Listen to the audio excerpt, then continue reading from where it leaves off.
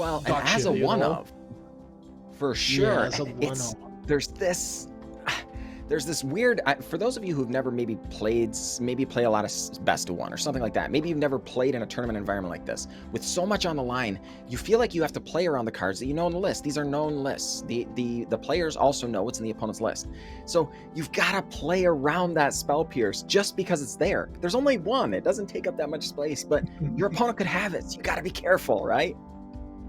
Yeah, but it's also hard because if you put yourself so behind to try to play around it, sometimes your opponent doesn't even need to have it, you know? Uh, it's dog, it's dog. So I like this aspect of open deck lists because some cards that would be, you know, not amazing on ladder play or even tabletop tournaments that you just doesn't have to review your list to your opponent, right? And Yeah. now here on MTG Melee arena tournaments, those cards get a whole new dimension. They really do. They really do. So now, Snowman here elects to just make the land drop from hand, as opposed to deploying the expressive iteration. Why do you think that is? Is it just to hold up Make Disappear? Is this respect to Hinata, Yeah, perhaps? he's respecting Hinata, both Hinata and, you know, sometimes expressive iteration on opponent's side. Also, there was this play of, you know, discard the treasure, discard Magma Opals for treasure, and goes with Goldspan Dragon.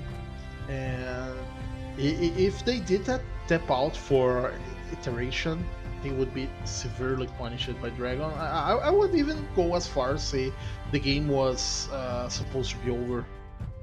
And also, just Wow. before we continue, we have this raid right now. Miss Mean, thanks for the raid. People feel welcome to watch the top 8. You guys just got here in time. The first match just started, and also we have a 10 minutes delay to preserve the tournament's integrity, so players, you know, just don't get here and see what's on opponent's hand and everything.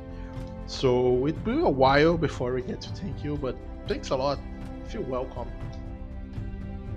For sure. Welcome in, folks. We are absolutely thrilled to have you all here. So looks like Snowman did eventually go for the expressive iteration, but I think we kind of froze up on Snowman's side. The turn appears to be passed over to BigGoon, and BigGoon is making plays. It looks like BigGoon is doing their thing, but you know, folks, sometimes we can only control our own internet connection. We can't necessarily control the players. Yeah, we got some unfrozen, and now he tried to memory delage and got punished by a disdainful stroke.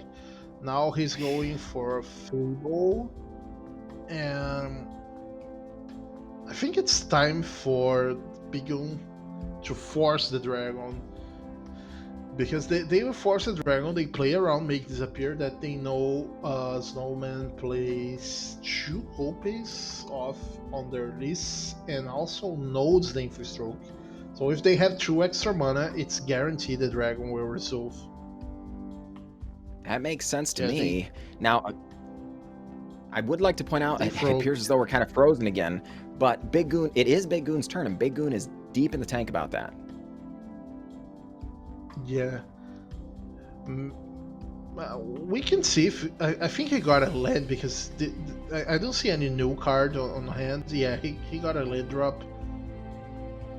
And now he will eventually just go play around the Make Disappear, because they play Goldspan Dragon, get another treasure. On the other turn, they can just go Magma Opals with the 2 mana open. Man, this is so powerful. Yeah, Goldspan Dragon is really a very swingy card. Alright, so Sandwich, put yourself in Snowman's seat. Like, BigGoon just made this huge play. How do you come back? What's the path back into this game if you're Snowman, if you're sitting in Snowman's seat? He definitely needs to get rid of the dragon first. I mean, getting his own dragon is fair, but won't do enough, because BigGoon has the Dragon's Fire to punish it, and will keep pressure with his own dragon, and the treasure won't be enough. I mean, on the next turn, he will be able to Magma Opals the gold spawn dragon, but they will be behind anyway because the dragon already made some treasures. Goldspan Dragon really love extra cards, because you generate tons of mana and you need to do something with the mana. So if you have cards like Memory Deluge, Magma Opus, Expressive Iteration, you just get the full use of the mana and the decks just keep rolling. And this was a very, very powerful draw on BigGoon side. Oh man, folks, if you missed it, Jeskai Hinata. That's what we call this deck. Well, Hinata just came off the top. That was what was resting on the top of BigGoon's library, and it did make it to the battlefield. Again, Snowman having a little bit of internet troubles there, but that's okay. Now this Magma Opus can cost as little as 2 mana, depending on, all kinds of different stimulus. But, whoa boy, you talk about getting mana advantage. For years, we've talked about, oh, this card's broken or that card's broken. And it often comes down to the mana cost. If you have, an Eldrazi, that's a very powerful thing. But it costs like 10 mana. How often do they see play? Not very often. But darn it, if you make an Eldrazi 2 mana, suddenly you have to include it in every deck, right? It's all about the cost. Getting an 8 mana card for like 2 mana? Holy cow, that is crazy. Looks like Snowman, having flipped the reflection of Kiki-Jiki, has their own Hinata Dawn Crown come off the top. That is good. Now, BigGoon has deployed, it looks like, the Magma Opus. But we don't we'll know... see if we can switch the view so we get at least to see a more, the game being a bit quicker. Hold on. Because he went for Magma Opus and Dwarf Disruption. I think he countered something. Oh, he's dead. Okay. That was quick. Well, Sandwich, I figured it out. They died. Yeah, they died. Okay, it was very... BigGoon was very on advantage on this game, so it's not like a surprising outcome. Not answer the dragon just meant it generate enough mana to be able to opals and draw the Juari and use the Juari and activate the Howl of Storm Giants on the next turn, and just swing for a pretty big lead. So for post-board games, I expect things to get a bit more grind, because we have on Zachary's side, they have more Dragon's Fire for handling the creatures, maybe. They have Reckoner Baitbuster and 2 copies of Test of Talents. They go full 4 copies of Reckoner Baitbuster. That's really... Yeah, that gets a lot of cards. And now 2 copies of Test of Talents, Zenith Stroke, Valorous Stance, that's also powerful. On the other side, on Christian Woodcock side, they have 3 copies of Disdainful Stroke, so it's also very powerful card on the matchup. Only 1 copy of Test of Talents, but also negate Memory Deluge and Hullbreaker Horror. That could be really a difference on this matchup, because when we get to play counter spells, all we want to do is play this flash-like game, get advantage on the end step, draw cards. And just because we were having technical issues with one of the Discord transmissions, now we are gonna watch the game 3 of the 3rd place against 6th place. It's just Sky Hinata against Grixis Vampires matchup. Ooh. Now, have you played both sides of this matchup? Or... I did once on just Sky Hinata, and I got very punished by all the discard and removal spells, and also all the creatures generate value. This drop 3, the what's the name of it? Corpse Appraiser. It's really powerful card, it puts a huge clock and doesn't die easily to removal because it has 3 toughness, and just get extra cards. It's not like draw a card when it enters in the battlefield, because it gets to look at some cards and feed your graveyard as well. So you can get even more value if you mill cards like Tenacious Underdog. It's really a powerful card. For sure. Now, it just seems like the Jeskai, or the, I'm sorry, please forgive me, the Grixis Vampires deck is just built for this kind of gameplay, right? Where your cards do 1-for-1, but they also do other things as time goes on, right? Where they do come back, they do generate this additional value. And if you're trying to 1-for-1 like the Jeskai Hinata deck likes to do, it just seems like you're playing from behind, isn't it? Yeah, but on the other side, they are also pretty good at doing the pressure plus disruption gameplay, because they play cheap creatures that are good attackers, like Tenacious Underdog, the Bloodthirst Adversary, the Blood Titan Harvester, even the Appraiser.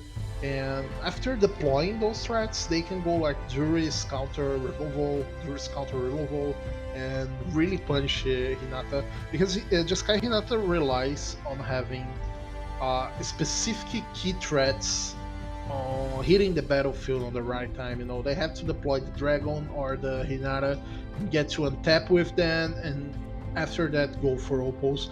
And if that gameplay is disrupted, if it's disrupted by enough turns, it's enough for the Grixis deck to finish with, smaller critters. And that makes sense. And just like you called it, just a prophet sitting over here on Sandwich's side, you see the dress come out.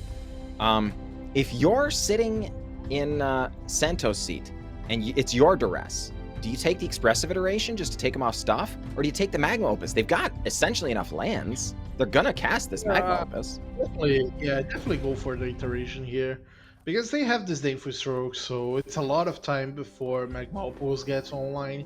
And tapping out for Fable, they only get punished if they draw something big like Hinata or Goldspan Dragon. If they do not, it's all profit, and it's exactly what happened. They did not draw something big to punish, and now they will be able to pressure with the Disdainful Stroke open. Well, and here's a Soul Shatter in the hand. Boy, oh boy, that seems to match up really well against Hinata and Goldspan Dragon in need, right? It's one of the most powerful. Oh man, for sure. And it always gets what you want, right? And the fact that it's at instant speed is so strong. But as we were talking about earlier, part of what makes that Jeskai deck go is all the mana advantage, right? Well, when your Soul Shatter always trades up, gets their Goldspan Dragon, gets their Hinata or something, you're gaining mana advantage there too, right? It's just a different way. Yeah. Oh, well, it's what I love about Hinata, because Something Inferno is thinking of not countering it because they have 2 removal spells, but they will have to pay more mana for Infernal Grasp, and they also would have to face 1 mana negate on the other side, because that's how Hinata works, reducing the cost of counter spells and also increasing the cost of opponents' counter spells is really strong here. I think that Santo Inferno has to go for Underdog here. Yeah, because if they're going to cycle the land, why not cycle the land with dealing 3 extra damage? So agreed here. Absolutely agreed. And folks, keep in mind, you don't have infinite life. The Hinata deck does powerful things, no doubt, but 8's dwindling. And the Hinata deck does have to make you dead. Here's Goldspan Dragon, and it's just sitting there. It's not attacking. Yeah, it's the Dense Mode Goldspan Dragon. But they got very punished here, because now Santo Inferno has both options of great plays here. They can just go buy the Bloodthirst Harvester and destroy the dragon for no treasures, and still keep the Soul Shatter, also get some small value on the blood tokens. and that's just This wrong. is brutal. It's brutal because they don't even have 7 lands, so they are not able to Magma Opals on the next turn, only if they draw Hinata, and specifically Hinata. Oh man. Yeah. It's Oh one no. short. Yeah. Man, and So now that is Hall of Storm Giants, right? yeah, they just die if they Koppai one creature and return the underdog, or even Koppai one creature, removal open. Oh man, this is so brutal. If there are children in the Yeah. room, maybe they shouldn't be watching because this was a beatdown, man. Oh boy. Yeah, the tempo play was really strong in Disruption, the card advantage in Giants on also the quick Cloaky, because if they had more life, the Goldspan Dragon could just attack, and even if it got killed, they would have enough treasures to Magma Opals. But since they were on a very low life total, they had to stand the dragon on defense mode, and that was just incredibly punishing. Yeah, oh boy. And we see it. Like the soul shatter's still in hand.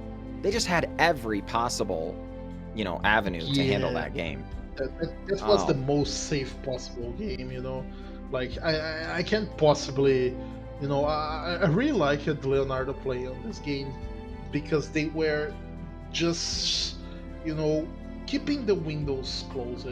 Like when we are ahead on the game, but you just get distracted by something or just don't play tight enough, and you leave a small window of opportunity to your opponent to get back on the game, and they just stop back, and you are like, Magic is so unlucky. I hate this game and everything. But you don't realize you did not close all the possible windows for opponent. And what I saw in this game was definitely Leonardo doing the right mix of pressuring and disruption, and did not leaving an open room for his opponent to get out of the hole, and he got definitely rewarded by that, advancing to the semifinals here.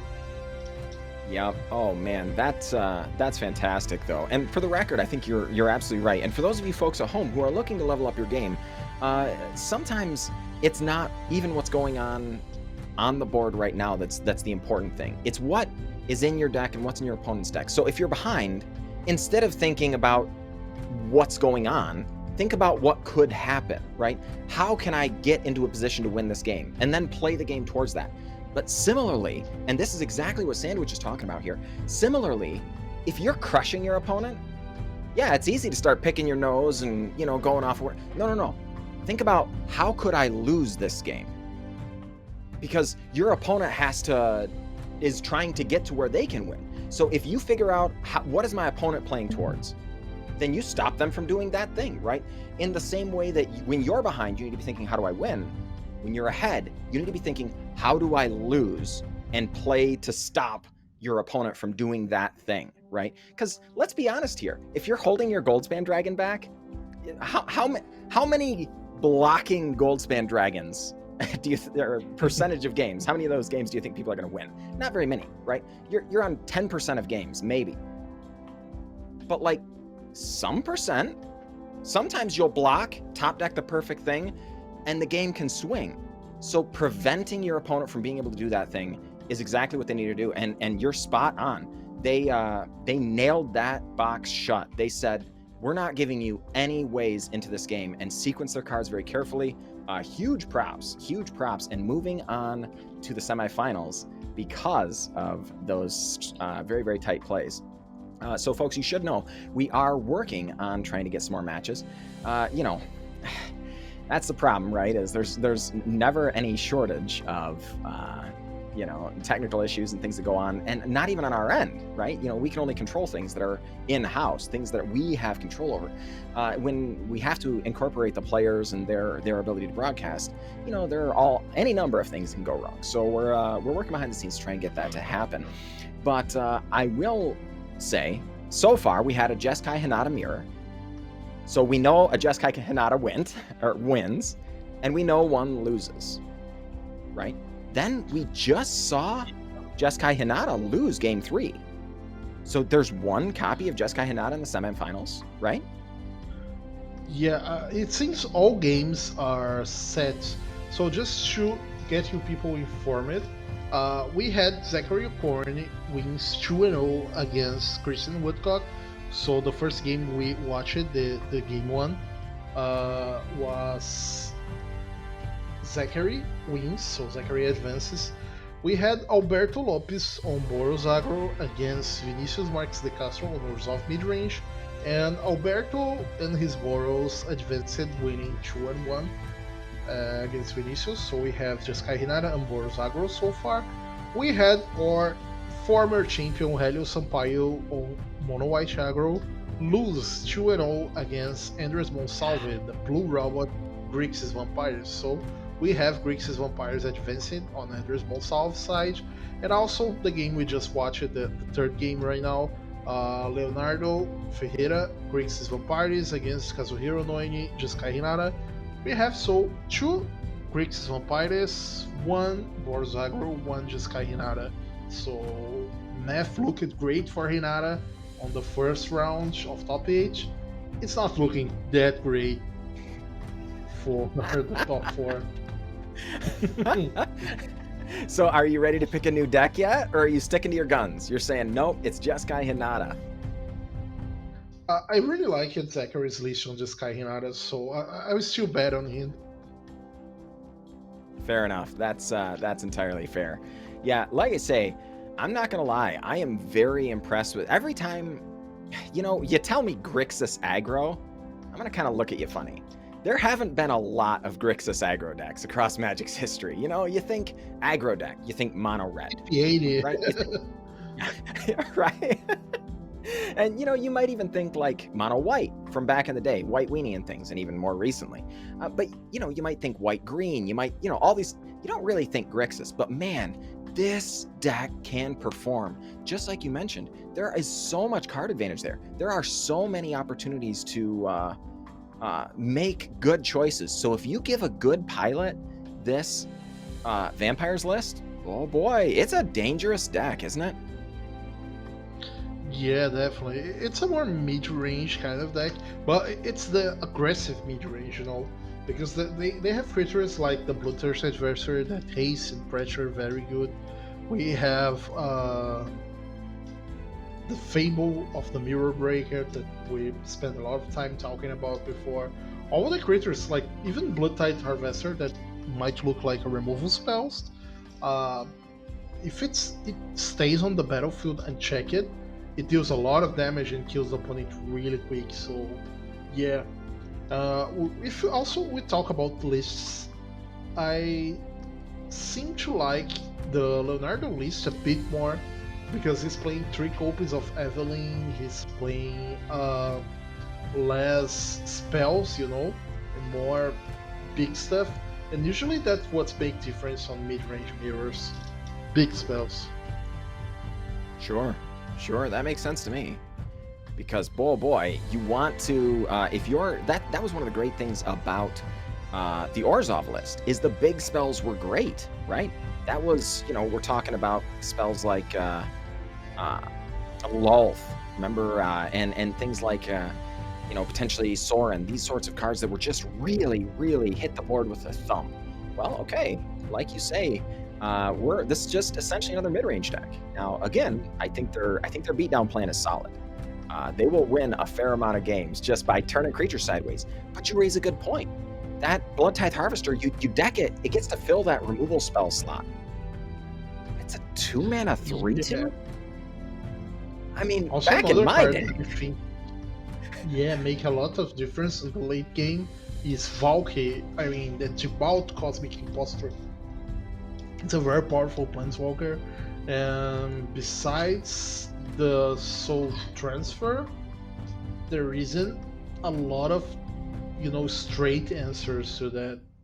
Also, Andres Monsalve plays some meta call cards that might be good to him today, like mainboard Ray of Enfeeblement, but this is not amazing on the Grixis Mirror match, so I would lean a bit more towards Leonardo list. Also, he's on the play. that makes a lot of difference because he was on a better position after the 8 rounds of Swiss, so he gets that edge as well. Would be my call. On the other bracket, we're gonna watch both games here. We can just analyze the other bracket later. We are waiting on the players to start right now, so we getting this game online soon. Oh boy, that is exciting. I do want to say real quick again, folks, big thank you to GGtoor, GGtoor.com. Folks, this is a free entry tournament. Normally, when we're talking about entering a tournament, you have to pay money, like physical dollars, to get in. And then you get to play Magic. But that's okay, because playing Magic is fun. You know, you pay for the things you want to have fun and do, right? Okay, this is free. So the estimated value of this proposition is infinite. It used to be, oh, I've got to drive to the event or fly to the event or something. So you could spend hundreds of dollars just trying to get to the tournament. This one, you can play for free in your underwear from your couch or wherever, and have a chance to back money, right? That's a big deal. So you should be getting into these tournaments. So if you head on over to MTG Melee, you can check out the GG tournament page and sign up for all of those wonderful tournaments coming up in the future. And there are quite a few, so highly recommended. And a big thank you to all those folks behind the scenes that are setting these tournaments up and making them happen. Krupek, Darkon, Amy, Morden, Kale, all tirelessly working behind the scenes to make sure these tournaments go off without a hitch. And honestly, I think they've been doing a great job. Yeah, definitely. We're getting to see a glimpse of both players' hand. I think the starting hand for Andres is a bit better. It's well balanced on lands and early removal, early threats, and especially the Fable of Kiki-Jiki. We are getting it's a difficult time to focus on. Yeah, actually, they had to concede because I don't know if they did not properly set play and draw, or if they, if the game got bugged or anything. But it's sad to see that hand going away because it was pretty much the perfect hand. Yeah, oh boy. And if my luck is anything to go by, the next one you pull up has to be a mulligan. Because you're like, you have the perfect hand, and then something goes terribly wrong, and then the next one you're going to have to mulligan. So let's hope. Yeah, you want to get so many perfect hands on a day. Yeah. Yeah, exactly. Oh boy. Well, that's okay though. We are gonna try and make sure things get together and go off. Make sure these games get played properly. That's definitely what we're in the business of doing here. Do want to also say a quick thank you to all you folks in chat. Good Lord, hanging out, watching this tournament, and I know on Sandwich's channel you normally get a lot of Portuguese, and we're all in English because I'm just an American pleb. I don't speak any other languages, so I apologize to you folks for that. Yeah, we have some usual folks, like people that can actually listen on English and just follow the broadcast anyway. We have some players that just follow on Portuguese but are here anyway because they like to see me or they just like to watch Magic games. But we definitely have some new folks around here because Miss Me sent us a raid, so we have those players. Maybe the own Twitch algorithm stuff because I am setting on English stream today, so it will appear between all world streamers like English. So might be new people. Don't be afraid to follow, ask stuff. We are not sure if we can, interact in real time because of the delay and all the technical stuff on the commentary, but we'll be pretty happy to just read your message and see it. And, also if you would like to leave us a follow and come by later when we're not streaming, when we're not broadcasting the tournament, I'll be very happy to answer you in English anyway. Can confirm. As an English viewer, I have stopped by Sandwich's stream more than once and gotten to hang out and chat. Very, very gracious host. And real quick, I do want to say thank you to Sandwich as well. Jeez Louise. It's always a little bit crazy when you have to set up your channel and do something just a little bit new. Sometimes your viewers are, a little apprehensive about that. But Sandwich going on a limb, making sure we all have good tournaments to watch, and darn it, that is a great thing to be up to. So here we are working on the stream for the player over there, but darn it, trying to look at this list. Geez Louise, Grixis Vampires. We were talking about it being a mid-range list, but 26 lands. That seems like so many lands. Is that mainly just because of the Fable being able to loot another card advantage engine, or how can you justify that many when you're also trying to be kind of aggressive? Yeah, I think Fable plays a big role on that. Also, they're not only playing 26; they play 26 and one copy of Hogwarts Mauling. So yeah, Geez. it's virtual 27 lands. But the deck has a lot of mana sinks. Sorry. They have a lot of mana sinks. They have a lot of usage to extra cards with Kaido Shizuki and the blood tokens, the Fable. So yeah, they definitely happy to loot away extra lands. And also the deck can't afford to miss its early land drops. So yeah, I think it's a fair number for this kind of strategy. Man, oh man. I remember back in my day, you had to be careful about putting that many lands in your deck, because you just flood out and, end up losing. But darn it, man, these lists are just really making it happen. Here, a very interesting decision. Pathways come with a cost and required to put it down not with blue mana. So currently, Santo has no blue mana, but does have 2 Blood Tithe Harvesters on the battlefield. Looking at these hands, Santo's got most of his hand deployed. AndyMega, though, has some really powerful cards ready to go. If you had to pick a seat right now, without additional information, which seat would you rather sit in? I think Appraiser is better because they can try to block one of the Blue Tithe Harvest, or block or get killed by the Blue Tithe Harvest, but you get to get your card anyway.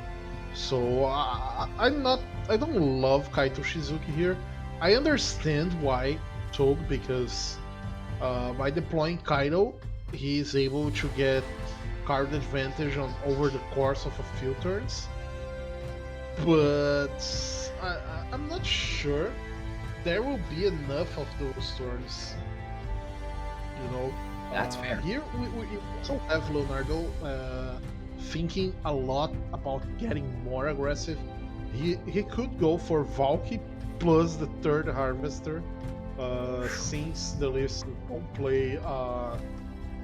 No, actually they play. Andres is playing 2 copies of the Mid-Hook Massacre, so he definitely has to respect that. That's why he chose to go with the Goblin token instead. Makes sense to me. Now, being able to make that treasure, boy, oh boy, that seems really strong here. If you were in AndyMega's seat, how do you combat what's going on here? How do you come back? Because 11's not a lot of life. Yeah, the best card possible would be definitely the Mid-Hook Massacre, because he would reset the board and get some extra life here and there with all the exchanging. So that's the card I would like to see the most on the top of my deck. That makes sense to me. Here's Blood Tithe Harvester going after the first half of the Fable of the Mirror Breaker, the Treasure Goblin, as many people call it. Do you agree with just killing off the Kaito here? Yeah, definitely. The mid-range mirrors are always about board presence and getting card advantage. So not only you have to develop your own battlefield, but you also have to prevent your opponent from doing so. I like this play a lot of the Goblin token, because they can try to set for a 7 mana Valk on the next turn if they draw a land. Or even if they don't, but they get to attack with both goblins. Actually, that's the math he's doing. It's a tough decision. I respect both plays here, because developing the extra Blood-Tithe Harvester makes you have more pressure on the next turn, maybe possibly going for Lethal. But on the other side, you get more punished if your opponent really draws the Mythical Massacre, and they will have 4 chances at it, because there's the Blood token, there are the draw step, and also 2 lootings, remagings actually, from the Fable of the Mirror Breaker. So it's 4 shots of getting it. It's very likely that the Andres finds it, so they definitely respecting that. And he did not. Oh boy. Oh boy. Well, looks. Oh boy. Corpse Appraiser coming down though. That does block well. So, if you're Man, spell here would be magical. It's basically it's exactly what Andres wants here. Getting the board presence plus the removal spell. You know, he gets to kill the Blood-Tithe Harvester, so the Goblin tokens aren't free attacks. That's really important. I like this play a lot, because now if Leonardo wants to humps for Valky, for Tibalt actually, they have to sacrifice one of the goblins. I would likely do that anyway. I mean, I think, you know, you just attack. Your opponent blocks one of the goblins. You go Tibalt and you go less 3 on the Appraiser. I think it's a very fair play here. They also draw a good card on Evelyn. Evelyn is powerful for getting an edge on cards on the mirror match. You know, it's that haymaker that generates you value. For sure. Yeah. I overlooked this card because it had too much text on it. But all that text is good. It does so many things. Yeah, when Evelyn or another vampire enters the battlefield under your control, exile the top card of each player's library with a collection counter. Once each turn, you may play a card from exile with a collection counter if was exiled by an ability you control, and you may spend mana as though it was any color. So it just, you know, generates value entering and keeps generating value as soon as you go with other vampires. Yep, exactly. And notably, Flash, holy cow. One of the things, when I was a newer player, you know, we didn't really have any recognition of at the time, was how powerful, you know, an instant is compared with the same card as a sorcery, right? So, you know, being able to cast things and do these things at instant speed, very, very, very powerful. Reflection of Kiki-Jiki, untapping first, going to make a copy of the Blood-Tithe Harvester, folks, and this gets brutal unless it's interacted with quickly. Oh boy, at 8 life, running out of time. Yeah, Felipe's generates so many cards.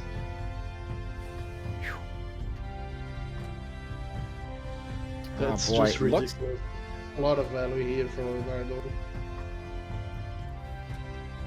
Suiciding the Goblin.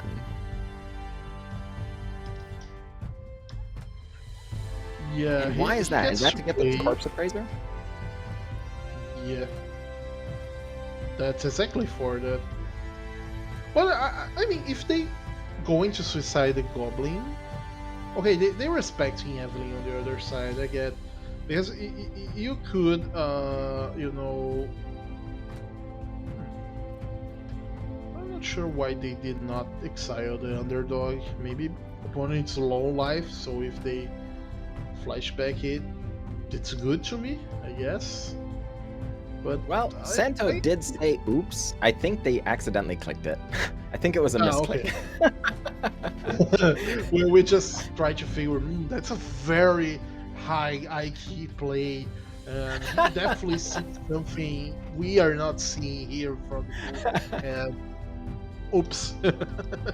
Yeah, exactly. Oh boy, but Evelyn does make it to the battlefield on the other side of the battlefield as well.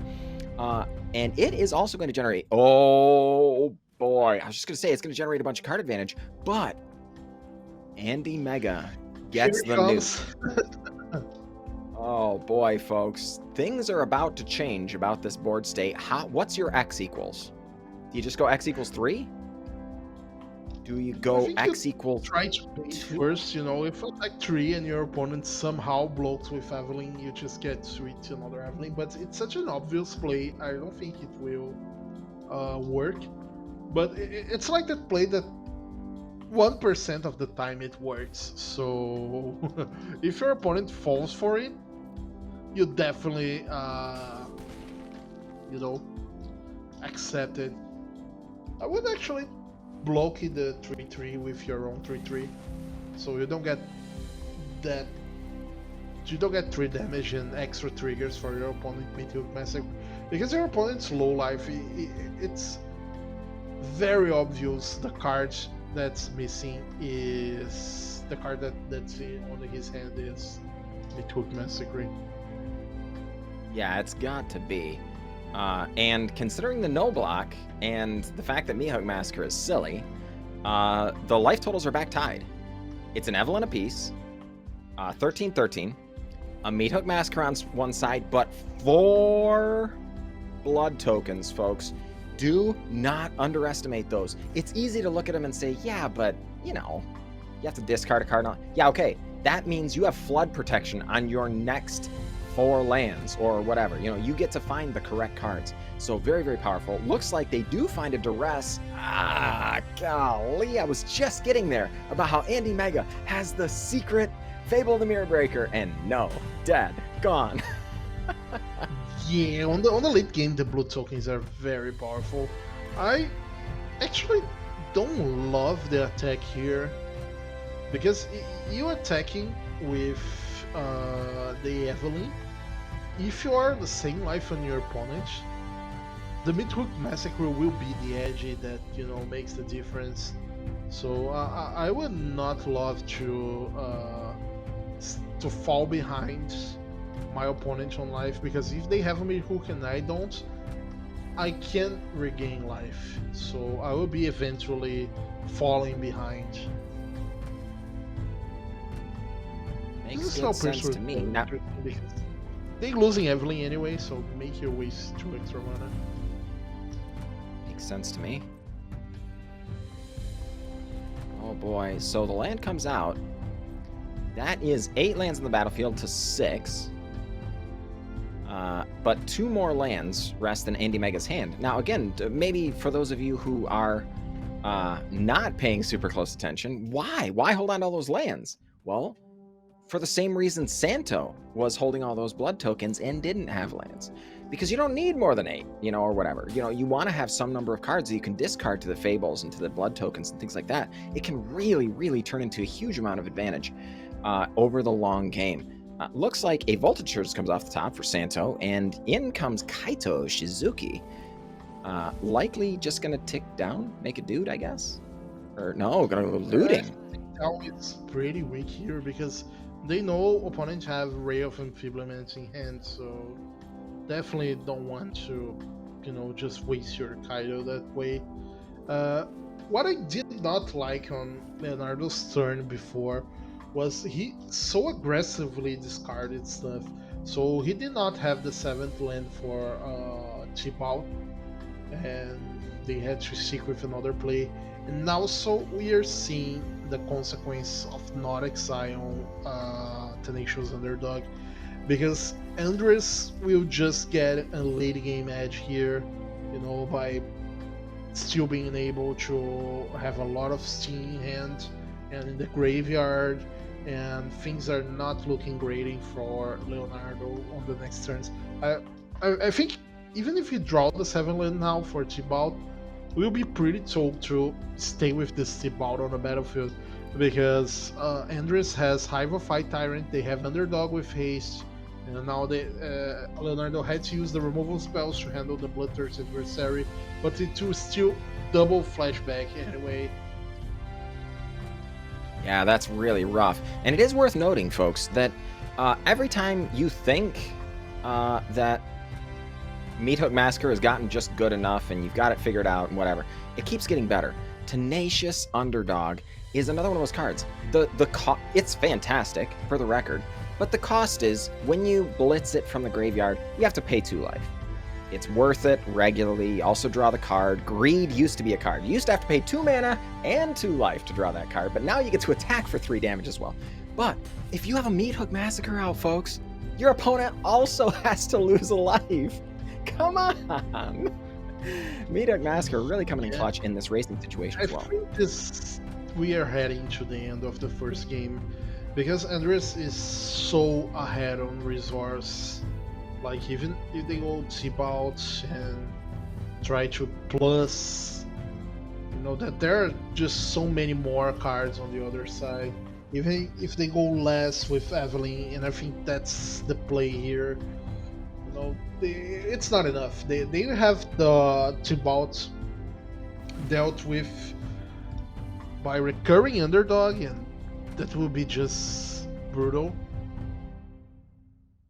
Yeah, well, and like you mentioned just a few minutes ago, that Tenacious Underdog not being exiled. Remember, folks, there was an oops, a misclick, a little bit of a, oh, we were supposed to exile that other creature moment. And man, it's coming back to bite us here. Because you look at the hand, there isn't another easy way of getting rid of Tibalt. There is a Hive of the Eye Tyrant, so it would have gone away, but it would have been more costly. This way, you just keep accruing advantage. And boy, oh boy, oh man. They can handle both Planeswalkers, because they can kill the Kaido, and yeah, or that way. Because with the Voltage Surging hand, it just attacks all the Planeswalkers and finish them off with 2 damage. And okay, have more cards in hand, have more lands, have more life, more board presence. Not a great situation for Leonardo here on the first game. For sure. And the problematic thing for Santo here is that, yes, you can Evelyn, but, well, okay. I mean, that's a good one, right? Yeah, like, since he's not life dead, he still have 7 life, there are still some cards that can try to dig him out of the situation. But it's a choke spot anyway. For sure. And again, Meathook Massacre, folks, easy to overlook. It's just a land, right? Yeah, well, Menace is tough. When you're this far behind, when your life total is this low, you really, really need to handle that. Now, Corpse Appraiser not going to make the same mistake twice. This time, Tenacious Underdog going to go away. And be joined by a Tenacious Underdog on this side. Admittedly, not a lot of life to work with, though. Yeah, here's the play. He could go for the Trioma or the Hive of the Eye Tyrant, because the Tenacious Underdog would be on the graveyard anyway. But actually it was good, because it play around the Corpse Appraiser. Sure. Makes sense. Well, another Corpse Appraiser comes out, this time on AndyMega's side. 4 cards in hand, Infernal Grasp, Meathook Massacre. Yeah,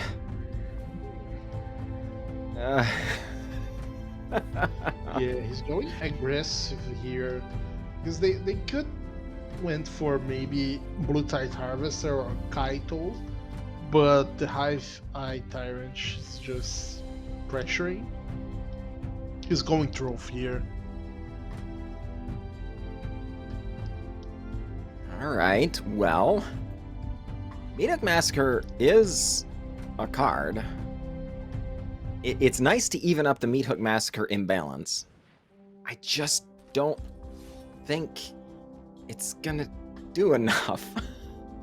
You know? Yeah, it definitely didn't. Yeah, and Santo agrees. 4, right? Because they could draw Evelyn and maybe use the cards Ah, okay. It was just bad.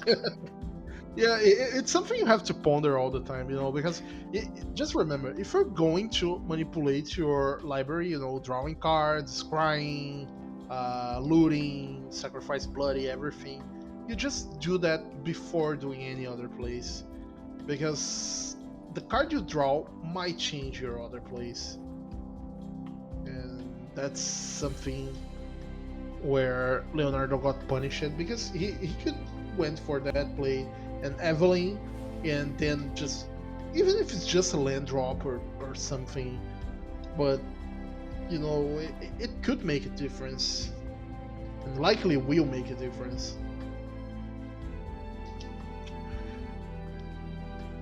Oh boy, yeah.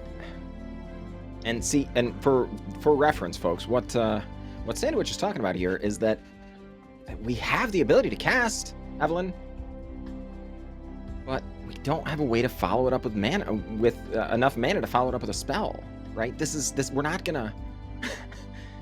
We could get a blocker he's down. dead because now there's a one way he's not dead.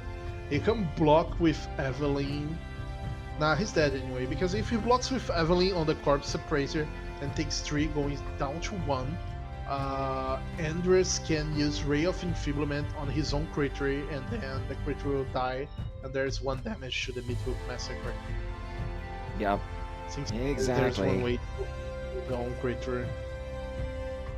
Let's go. Yeah, exactly the play he goes, and this was just the first game, so yeah, mid-range mirrors can be really back and forth. That there was on the beginning of the game, it seemed like Leonardo had a huge edge on curving better, doing better pressure on the early creatures. But 1 Midhook Massacre and a few card advantage later, it was just all on Andre's side. Yeah, oh boy. And yeah, it almost feels like a totally different game, right? Because it was so one-sided early in the game. It really felt like the game was almost over. But then that Meathug Massacre comes off the top, and boom, everything changed. And Magic, as much as it's about card advantage and those sorts of things, it can also easily be justified that it's just as much about tempo. And if you can capture the tempo away from your opponent, then maybe you just might take away some games that you thought sure were about to be lost. I think it's a bit unfair to say he top decked that, because those Grixis deck are just so competent at drawing cards. They just dig through the deck with Bloods, with Title, with Fable, with Appraiser, with Evelyn. There are just so many cards that dig. So expressive iteration. So you eventually find your cards. You eventually especially on the mid-range mirror that the games don't go that quickly. You are very likely to see a lot of your cards on said game. So yeah, I think it would be fair to expect the Midhook Massacre somehow, some moments. That's reasonable, and a fair distinction, I think, because I guess for me, I don't know. I guess I've always looked at top decks differently than most Magic players. I guess I often say, and if you're a fan of my stream, you'll be probably sick of hearing me say this, but sometimes when you put cards in your deck, you will draw them, right? Because that's and for me, my content, I'm often doing silly things, and I'll play janky decks that are whatever, and just have a good time, try and have fun playing Magic. But sometimes when you put bad cards in your deck, you'll draw them, right? Sometimes when you put good cards in your deck, I'd like to say that how many cards do you need for? How many copies of said card you need to get it drawn? You just need 1, because if you draw it on the right time, doesn't matter the extra copies. So that's also some way to think. For sure. That's not hard deck building. That's not backed up by math or science or anything. but it's maybe more a philosophical take on it, you know. For sure. For sure. Looks like, unfortunately, Santo was looking at a pretty mediocre hand, all things considered, and just said, yeah, well, I guess I'll take a mulligan. And ended up... Yeah, both players actually. Both players have pretty weak hands. Indeed. And top decks another land. Oh boy. Well, looks like both players not afraid to keep a lot of lands because, of course, the blood tokens. We've talked a little bit extensively about that, honestly. And the ability to loot them away is really nice. But oh boy, here we go. That's a draw. How do you feel about Corpse Appraiser off the top when you're not liking your hand so much? Not good right now because there are no creatures on the graveyard. Oh no. So yeah, 3 mana 3/3 definitely isn't something I would want now. I don't think I would even play this crit right now. You would have held it? Yeah, I would hold it. I think that's entirely reasonable. Looks like a land coming out of hand and a Blood Tithe Harvester going to be joining the party. Do you just fire off the Voltage Surge? Or do you just say, trade with me if you want? You don't have to. Because he can just trade with the creatures, you know. If they attack, they can just trade. And also, I definitely don't love... the attack, I like it better. Because if you attack, you know, you are offering the exchange. But he's thinking, okay, so I don't attack, so the creature doesn't go to the graveyard, and my opponent can't get the value out of his appraiser. But on the other hand, why you play it first, the 3/3 appraiser, without value? Because you want the creature to attack, so it's a pretty tough stop pot here. All those lands aren't looking good for Leonardo. Oh boy, and well, like we discussed, there's a Hagar Mauling as well, so we're talking 28 lands. It's almost a 50-50 that any card you pull off the top now is going to be a land. So yeah, it's easy to look at it and say, but John, I've drawn all these lands, so I probably won't be drawing more lands. Well, maybe, but like, you still have more lands than any other single card, right? So, it's logical, but it's not that, you know, the math doesn't quite work that way. Because even if you have a lot of lands in hand, you're still like 40% or something to draw a land, so yeah. Also, something I not understand on Leonardo's side is, why did not he play the double lands instead of the pathways? Because with the double lands he has better mana to work on. And if he draws cards like Fable and Blood Tokens, he'd rather discard the pathways instead of the dual lands. Yeah, that's interesting, and a great question. I am unsure. I wonder if this, like, and for the record, since I'm not sitting in Sento's seat, I can't say I have the answer to this, so I'm curious. But I wonder if maybe Sento is having a little bit of tilt, maybe, like feeling. That's exactly what's gonna happen. If he wants to discard both cards, he's gonna discard the worst lands, the better lands, I mean, and have the worst lands in the battlefield. And by doing that, maybe on one later turn, he'll have a hard time, you know, maybe double spelling. Maybe he draws something like an appraiser or something, and he draws something black and can't, you know, double spell, can't deploy the card. Oh, this was nice indeed. This was also nice indeed. Here's the back and forth we say all the time. He just discards Stormcarved Ghost and goes the Midhook Master for 5 and still on the game, because on the next turn there will be a Kiki-Jiki that demands an answer. But can't cast the Meathook Massacre just like you were talking about.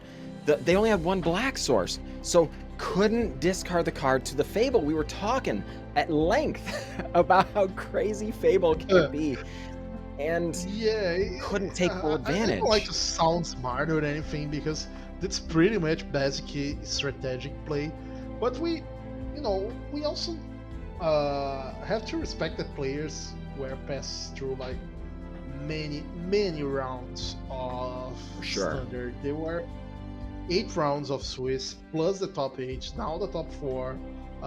Playing some deck like Grixis that has a lot of small edges you can get here and there by sequencing lands, by threats and everything. Well, Here and is another place the extra mana could make a difference. Because if they had the third black source, they could scar Tenacious Underdog and deploy it with Blitz to get to draw a card. yeah, for sure. Now, admittedly, again, as I think it's great that you point that out, because it's also really important to remember all these games really happened. That it's not some kind of ethereal thing where we just got here. Every decision had to be made. And if last game was any indication, some of these games are really long, very decision intensive, and it's taxing. It really gets you. And when you feel like it's all on the line, I've got to perform right now, there is this pressure to really make things happen. And it's not always easy, particularly this late in the tournament. Yeah. Bloodthirst Adversary was a pretty strong draw for Andres here. Because he drew a card so good that he rather just go for it instead of deploying the reveal cards with Evelyn. That's fair, because if you have some card like Evelyn on the battlefield, you want to squeeze as much as value possible before it gets killed, right? And Yeah. the was just so good that okay, I accept not getting my immediate value because I will handle both of your threats and now deploy a land from it, because why not? It's free value anyway. Oh, Especially the no. better. And it's a Hive of Fight Tyrant. Okay, he chose to have Voltage Surge open instead of going for the Hive of Fight Tyrant, but was a powerful card indeed. For sure. Now, how do you navigate this turn? I mean, To Fable. be fair, I would navigating by going Escon Concede. That's my navigation on this turn. Because That's it's just so, it's no shame to just, give up. And you are so behind on cards and resources, and your cards don't match well, actually, because you tap a lot of mana for Kaito, you have to draw something, but you waste value by discarding. This Goblin token isn't doing anything, honestly. it's chump You blocking, get right? Voltage Surge, yeah. You get Voltage Surge on the end step, so Evelyn gets maximum value. On the next turn, there will be Appraiser, Exile, Tenacious Underdog. Yeah, it's very tough. To be fair, I don't think Leonardo navigate that well on some lines. There are some plays that could arguably be more, well tuned, more tight, and by doing that, Andres on the other side was very able to capitalize on that and get some fair and without context win. Yes. You can Well, contest and that's it. You just steamrolled the opponent on both games. and in fairness, I absolutely agree, and that is not to diminish what has happened Yeah, exactly. here, because Of course, it's still Santo great Inferno result. has blasted really sweet looking. The Boros aggro deck, it has a little bit of that, I don't know, red deck wins kind of feel, where there's lots of creatures and stuff, but it is playing 8 main deck burn spells, but don't sleep on Kumano Face's Kakazan as well. That also deals direct damage right to the face, and eventually flips over into a creature, as well as throwing counters around. And with the Thundering Raiju plan, it really cares about having modified creatures. You do have rabbit batteries, you do have different things that can get 1/1 counters, and it can sneak up on you. These creatures can get big. Yeah, another card that's real interesting here is the Sunrise Cavalier because it's powerful, it's haste, it's biggie, and also get some interaction, adding counters to the creatures as night and day goes on.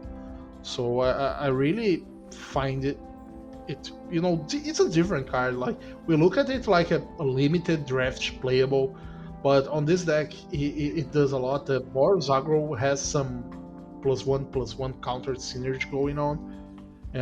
Also the day night mechanic here, it's always powerful against a deck trying to sit on and interact like the Jeskai Hinata or other control decks. Indeed. Deserves And right. as Yeah, the draw don't look good for Hinata trying to do his thing, right, John?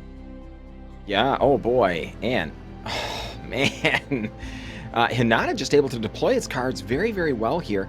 And admittedly, they haven't had a lot, but you know, neither has. Oh my goodness, here comes that Sunrise Cavalier right on cue. I was about to say, darn it.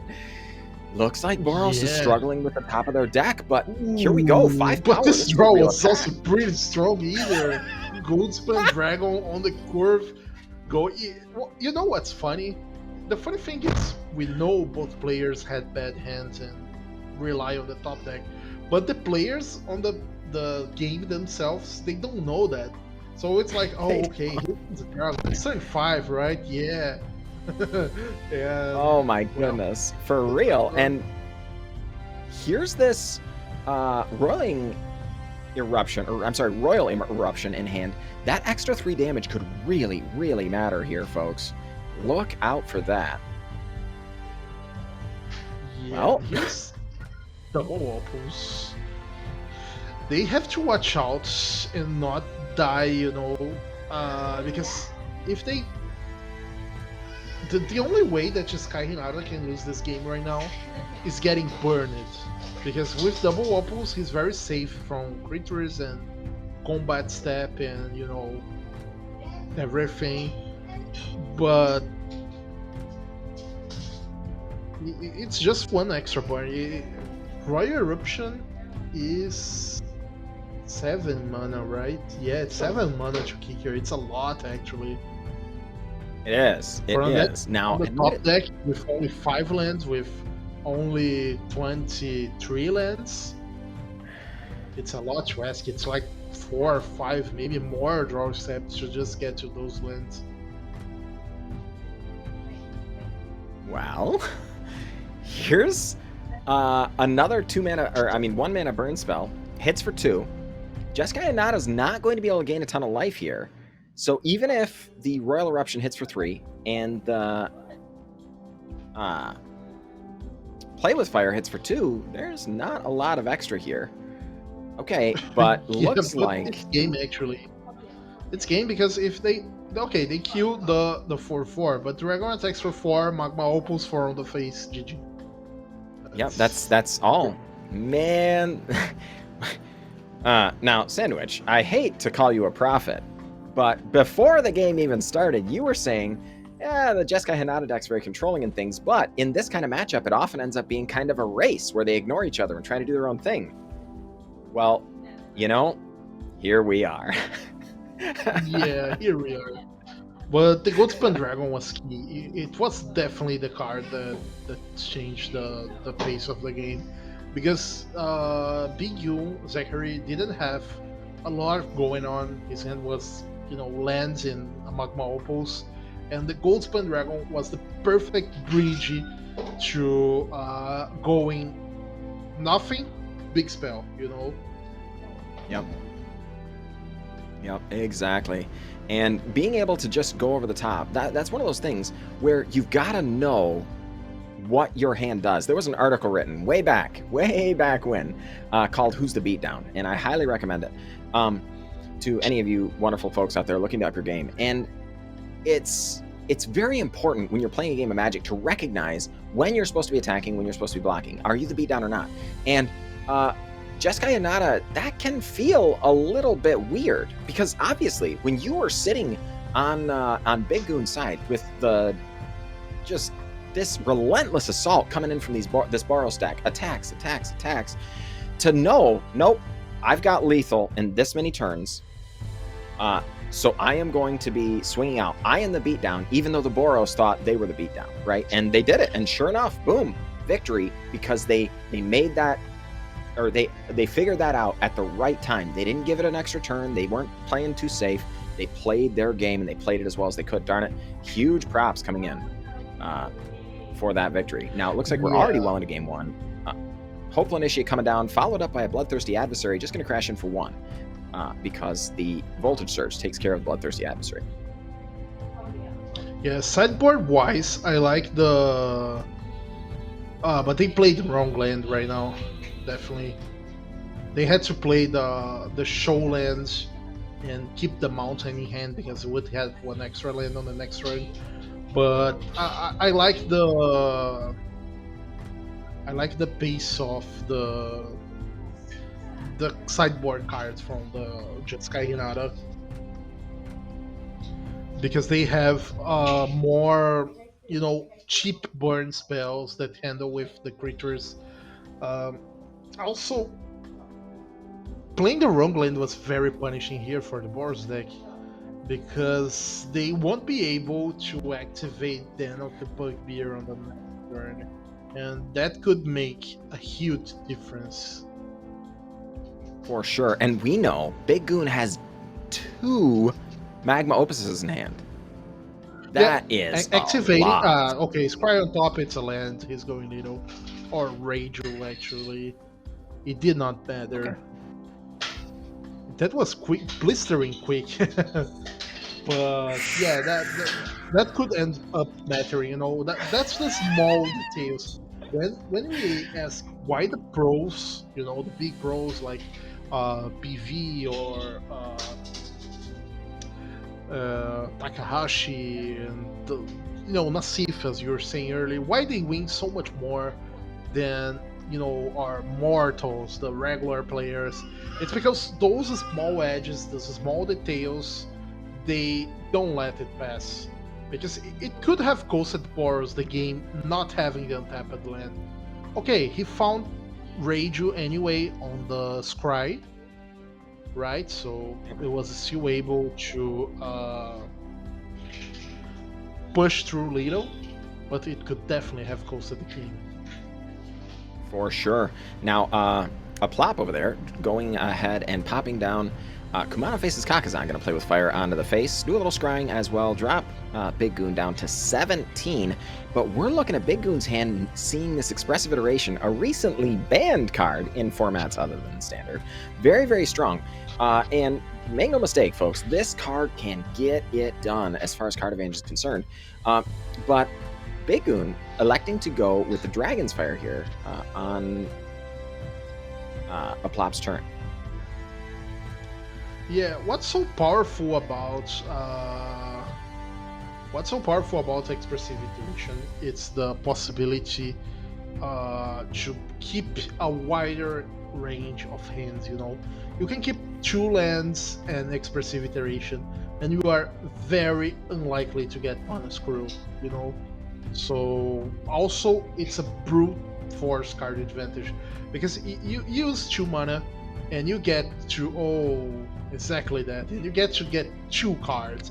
By 2 mana, he's digging for Opals and the land.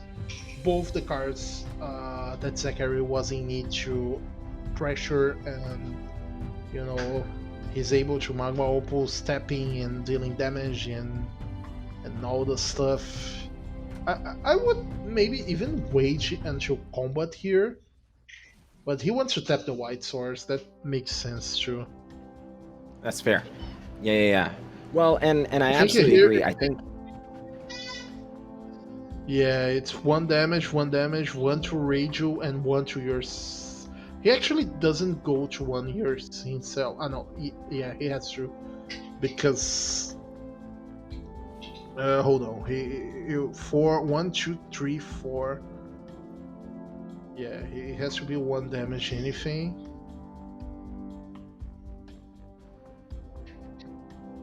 Yeah, he gets 1 extra damage doing opponent. That's true.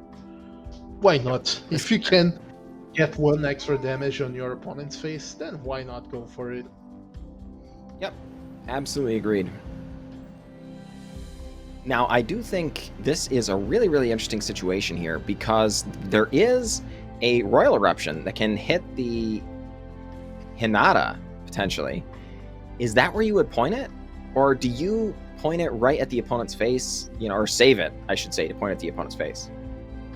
Yeah, I don't like attacking with commandos if you are not going to Royal Eruption the token, so it just kind of gave the creature away for free.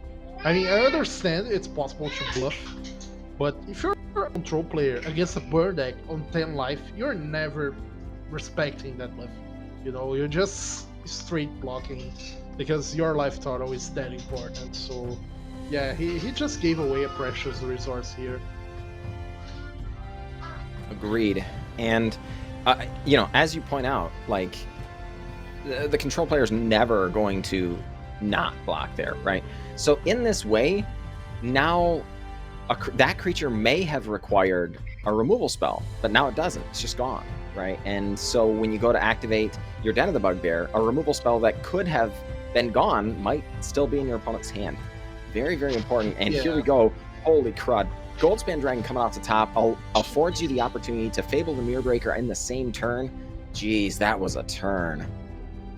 Yeah, Goldspan Dragon and being on the top of the deck seems to be a perfect pairing for today.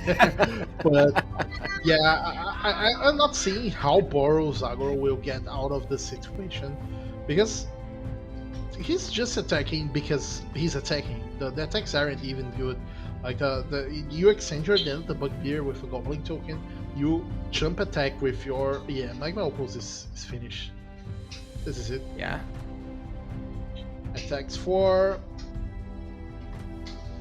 H finishes with direct damage, and that's it. Just Sky Hinata Opals by Zachary. Oakhorn is on the finals. He's going to face Andres Monsalve. Grixis mid-range. A pretty, how I can say, meaningful matchup because they were both the most played decks for games that you've played. That's a lot of back-to-back Magic that, you know, has come out with Zachary on top and lots of winning. You're talking all about the Swiss, right? Because he also won 2 extra matchups on the top 8 and top 4. Yeah, well, exactly. All right, looks like we are getting into the games. Real quick, before we get to it, I do want to thank GGtoor.com for bringing us this tournament. It's free, folks. Go on over to MTG Melee and check out their tournament page. There are many more of these tournaments. They happen on the regular, and big thanks for putting it on for all of us to enjoy some tournament magic here on a fantastic Saturday afternoon. We are into the game. BigGoon on the play starts on a blue-red land, and AndyMega considering their own land drop. Yeah, we saw Andre mulligan here because he wanted a more threat-dense hand, and okay, he got it because it's a hand with 3 creatures and lands, and also even this play actually plays well to him because having the creature getting killed means he gets his Corpse Appraiser to use the ability actually.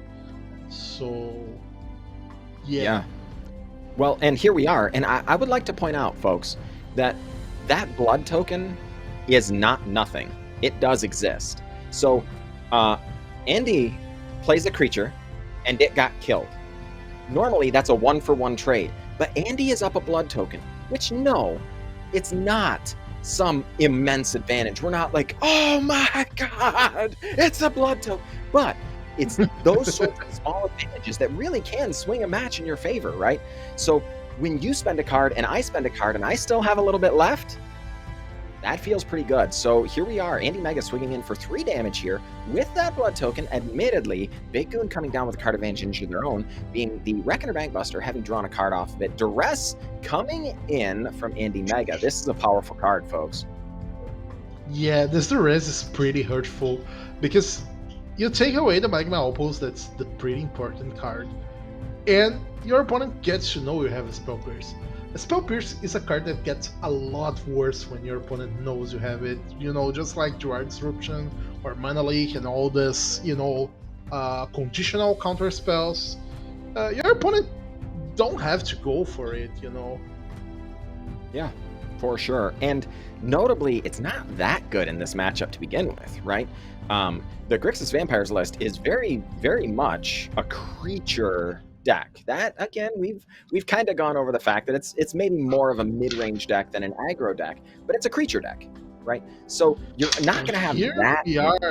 Sorry for interrupting you, John, but here we are again. Goldspan Dragon, and coming from the top, the pairing of the day. And here's again Zachary going for Goldspan and generate extra value. Gets to activate the Bank Buster, gets to use full this mana, this treasures.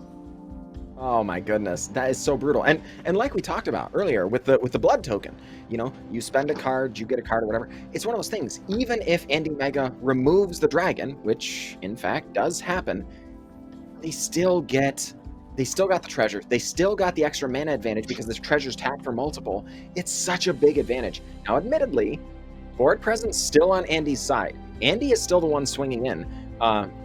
BigGoon forced to go for a Hinata here, but doesn't really have anything backing it up. It's just a 4/4 flying trample, which admittedly is a nice creature, but that's not going to be enough to tie this game up. BigGoon is going to have to get some more things going on, because at the very least, this Kiki-Jiki is getting ready to flip, right? That's a threat. Yeah, definitely. But here we have he's screwing the vehicle. That's a play I like a lot, because this way the attacks from Andres are very punished. Maybe he could dig for a Voltage Surge here. It would be like the best possible draw, but still would not be amazing because of the Spell Pierce. It's true. So he kind of wastes his combat. Well, and we did get to see that AndyMega was able to play around Spell Pierce specifically, like you said, way back when that duress was cast. AndyMega knows about the Spell Pierce, so they're not going to play into it, right? They're gonna be careful. There's all this land. It's gonna be what it is. But it's also notable the Reckoner Bankbuster is fresh out of cards, folks. You can only tap the Reckoner Bankbuster just so many times. But just as I'm saying this, here comes Expressive Iteration. That is a powerful, powerful Magic card. Many people, I saw a lot of debate on social media about, well, is it bannable? Because remember, it got banned in Pioneer not that long ago, folks. That's what we're talking about. Not in Standard. In Standard, that's legal. No one's cheating here, right? This is normal. But there was actually a study done way back when with something like 1,000 MTGO methods, where when you would card Serum Visions and scry all the way to the bottom, you were more likely to win the game if you bottomed and just saw all three cards than you were if you rested and settled some cards on bottom. Expressive Iteration always sees three. You're always going 3 cards deep. It's true. One of the cards you have to use this turn, one of them goes to your hand, whatever. But it always goes 3 deep. That is such a powerful effect. Here we go. AndyMega crashing in with Tenacious Underdog, going to be trying to get BigGoon to let it through. Just trying to do a little bluffing here, but admittedly, no one really expected that to happen. The vehicle owner is going to screw it up to not risk the Hinata as well. Looks like the creature's going to go away, draw a card, and it's just a land. Not ideal. Oh no! It's another Expressive Iteration on top. Yeah, this iteration wasn't exactly what Zachary was expecting, because he can't handle the Kiki-Jiki, so the Corpse Appraiser will be generating huge advantage. I think actually the Jeskai should be thinking of getting some damage on the air at least. Yeah, that's what he goes for. Yep, I was just thinking that same thing. Now, how do you feel about keeping the Disdainful Stroke rather than keeping the Spikefield Hazard? Because the Spikefield Hazard can theoretically exile the Tenacious Underdog, but Disdainful Stroke can take care of the Evelyns and stuff? I feel like they're both pretty narrow answers, and I don't think anyone would make a case that was a great expressive iteration, right? I think I like this Thankful Stroke the better, because the underdog would still means that Andres takes more damage, you know, from the activation of the Blitz Ghost, and also taps a lot of mana. So if your opponent taps a lot of mana each turn, even if he gets to draw extra cards, suddenly your Spell Pierces and Jwari Disruptions starting doing a bit more.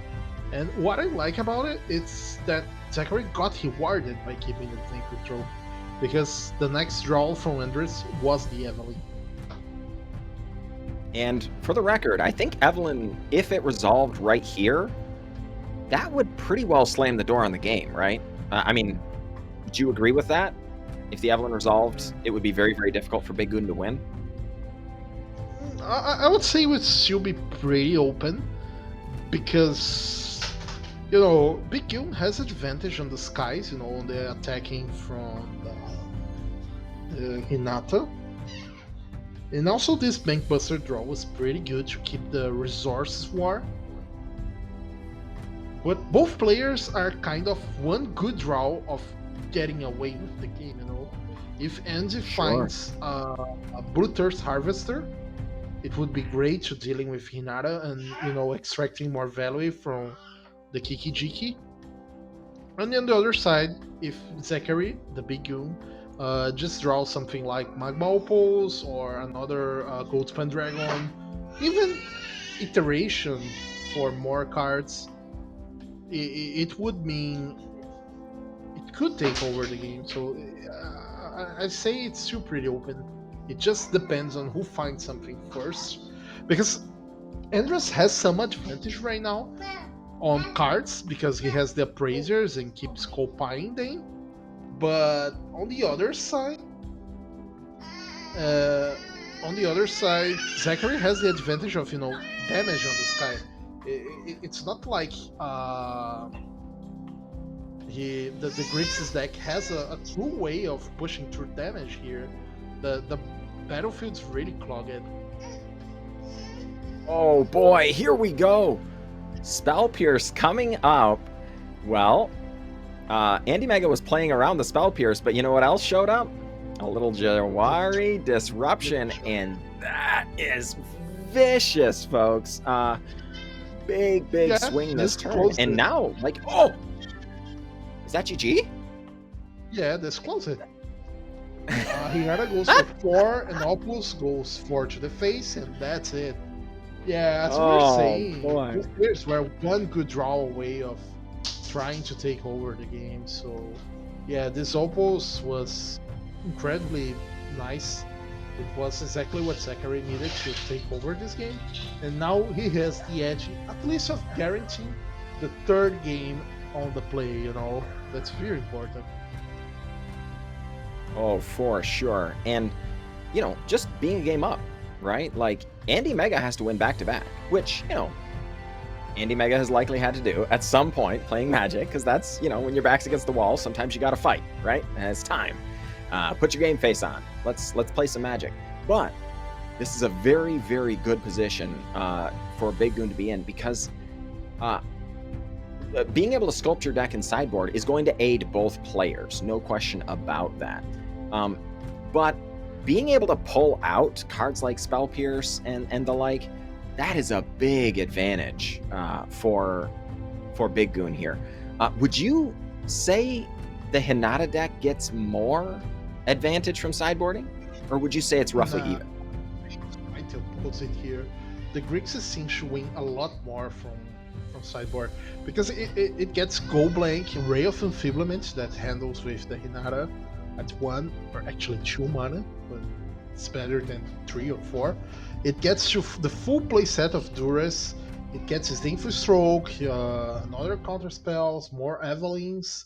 I definitely see the Grixis deck getting the edge here. On the other hand, the Jeskai Hinata goes to 4 copies of Hurricaneer Bankbuster.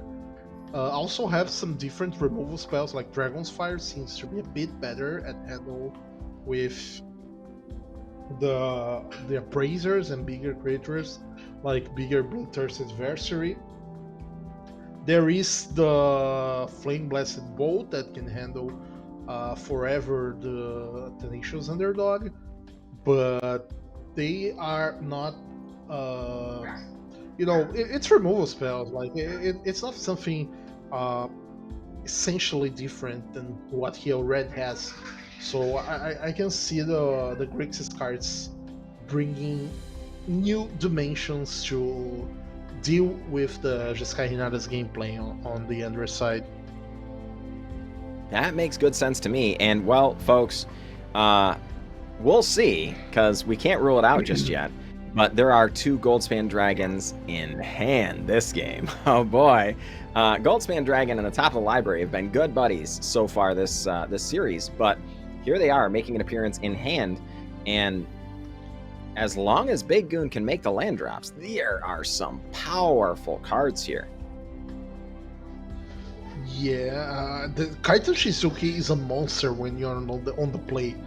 The card just does a lot when you start, you know. Yeah, it's so much harder for your opponent to interact and handle with. This Durst was also pretty powerful because this not only taking away one card, because here I don't feel like both Fable or Dragon's Fire are the best cards to be taken, but also you get the information. The information is key here, because knowing what to play around on your opponent's hand, that's huge.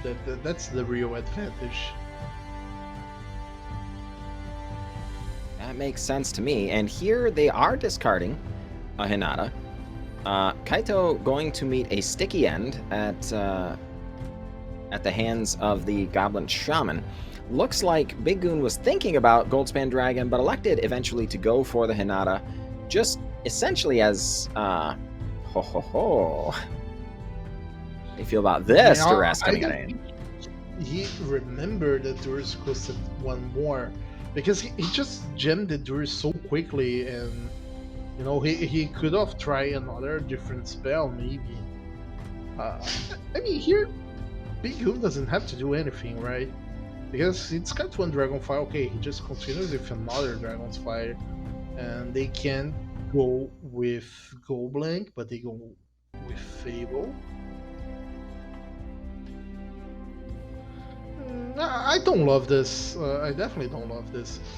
I understand he's trying to play around the second Kaito Shizuki, but